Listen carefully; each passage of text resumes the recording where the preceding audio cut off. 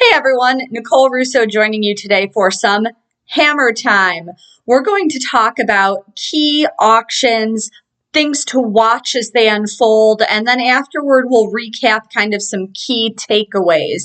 The big focus in the bloodstock market, of course, is going to be Fasig-Tipton's 4 days of selling coming up in Saratoga in August. First, the Select Sale, a boutique auction where we're going to see fireworks August 10th and 11th, and then the York-bred yearling sale August 16th and 17th for a program where there's a lot of optimism right now. So for these 4 days of selling, here are 4 things to watch throughout. Number 1, freshman sires. An exciting class this year. Obviously, we've got Horse of the Year, Cody's Wish. You've got Champion Archangelo, Champion Up to the Mark. We're expecting a lot from yearlings from the first crops of those respective sires. But at the Fasig July sale, we saw really a coming out party for the crops of Taba, Forte, Arabian Lion, Mage, Gunite, all with prices in the top 10 against established sires. Gunite in particular, a horse I'm really interested in.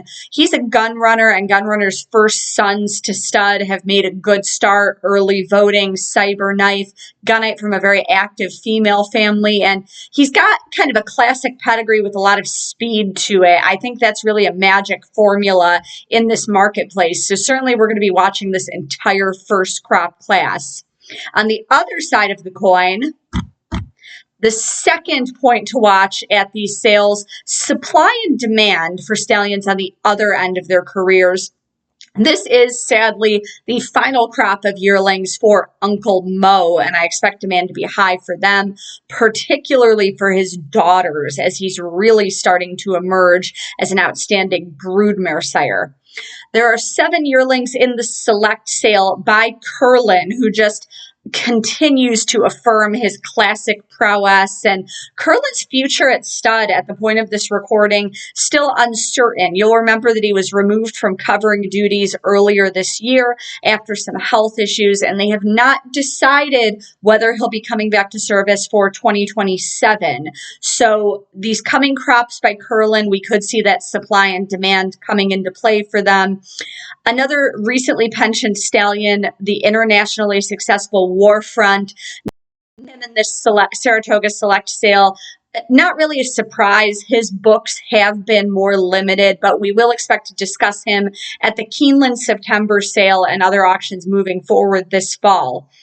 A third thing to keep an eye on, the buying bench. The Saratoga Select Sale, you do see international entities like Coolmore coming in, but mostly it's the high-end domestic buyers.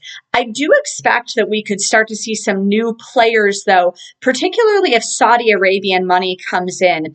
Certainly a number of those buyers have become bigger players in the North American bloodstock industry as they've got those rich, high-end meets surrounding the Saudi Cup, the Dubai World Cup, the Dubai Racing Carnival.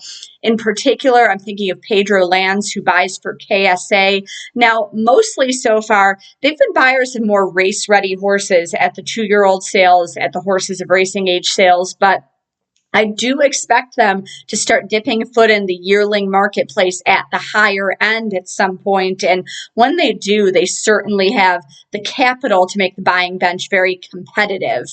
And not to be forgotten, a fourth takeaway for these four days of selling, all 4 days of selling, will be the market for New York-breds. A couple testing what you would refer to as open company at the Select Sale, and then, of course, the New York-bred preferred yearling sale. There's just a lot of positivity and optimism in the New York marketplace. Last year's New York-bred sale set records across the board as those yearlings were the first crop eligible to run for purse parity in maiden special weights on the NYRA circuit this year as 2-year-olds. We've got expanded purse parity coming. You've got the new Belmont Park coming back online, and an exciting stallion class in New York, I think. We're going to see the first crop for American Revolution Revolution, a grade 1 winning son of the very popular Constitution who retired to stud in New York. We're also going to see the first New York-bred yearlings by Bucaro, very successful with his first crops while standing in Florida, including champion Bookham Dano. He moved up to New York a few years ago, and these are his first New York-bred yearlings that we will see in that New York-bred preferred yearling sale.